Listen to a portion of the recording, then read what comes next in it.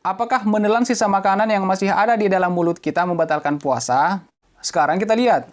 Kalau kita masih mampu membedakannya, misalnya kita masih merasakan, oh ternyata masih ada sisa nasi yang ada di dalam mulut saya. Kalau kita masih mampu membedakan seperti itu, kita masih mampu merasakan bahwa itu adalah nasi yang ada di dalam mulut kita, kemudian kita telan, maka itu membatalkan puasa. Adapun jika kita tidak mampu membedakannya, tidak mampu membedakan antara mana makanan dan mana air liur, mana sisa-sisa makanan dan mana air liur kita, kemudian makanan itu tertelan bersama air liur kita masuk ke dalam perut kita, itu tidak membatalkan puasa. Kenapa? Karena kita tidak mampu membedakannya. Nah, sekarang coba kita lihat nasnya. Dalam kitab Hasyah Al-Baijuri, kata Imam Al-Baijuri, walau baqiyat ta'amu baina asnanihi. Kalau seandainya masih ada sisa-sisa makanan yang tersisa di sela-sela gigi orang yang berpuasa, fajara bihi riquhu hatta dakhala jawfahu, kemudian tertelan bersama air liur masuk ke dalam perut orang yang berpuasa, min ghairi qasdin, tanpa ada unsur kesengajaan, karena memang kita tidak bisa merasakannya. Nah, bagaimana kalau seperti itu?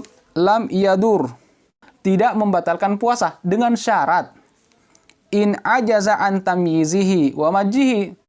Kalau orang yang berpuasa tidak mampu membedakan mana sisa makanan dan mana air liur, sehingga sisa makanan tertelan bersama air liur. Seperti itu tidak membatalkan puasa. Kenapa? Kita tidak mampu membedakannya.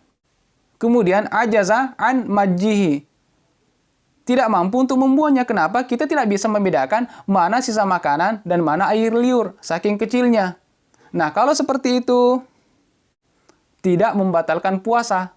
Alasannya kenapa? Li'annahu ma'zurun. Itu uzur. Kenapa? Karena sulit untuk kita jauhi. Nah, sekarang bagaimana kalau seandainya misalnya kita berwudu? Di saat kita berwudu, tiba-tiba ada sisa air wudu yang tertelan masuk ke dalam perut kita. Apakah itu membatalkan puasa? Coba kita lihat apa kata Imam Al-Baijuri. Wa kadza law sabaqa ma'ul madati awil istinsyaqi. Nah, begitu pula dengan wudu. Di saat kita berwudu, tanpa sengaja tiba-tiba ada sisa wudu kita yang tertelan masuk ke dalam perut kita. Apakah di saat kita lagi madmadah, lagi berkumur-kumur, awil istinsyak, di saat kita memasukkan air ke dalam hidung kita, tiba-tiba ada air wudu yang dengan tidak sengaja tertelan masuk ke dalam perut kita, maka itu tidak membatalkan puasa. Tapi dengan syarat, min ghairi mubalaghatin fihima, tanpa adanya mubalaghah. Kalau mubalaghah itu membatalkan puasa. Mubalaghah artinya berlebih-lebihan. Kalau kita berwudu kan disunahkan menggunakan air secukupnya, tidak berlebih-lebihan. Nah, kalau seperti itu yang tertelan masuk ke dalam perut, itu tidak membatalkan puasa. Adapun jika mubalaghah berlebih-lebihan, misalnya sengaja mengambil air banyak, kemudian berkumur-kumur dengan air banyak, kemudian air itu masuk ke dalam perut, maka itu membatalkan puasa. Kenapa? Ada mubalaghah, dia berlebih-lebihan dalam menggunakan air. Nah, itu perbedaannya. Kalau kita berlebihan dalam menggunakan air, berlebihan dalam berkumur-kumur, berlebihan dalam istinsyak, dalam masukkan air ke hidung, tiba-tiba ada yang tertelan, maka itu membatalkan puasa.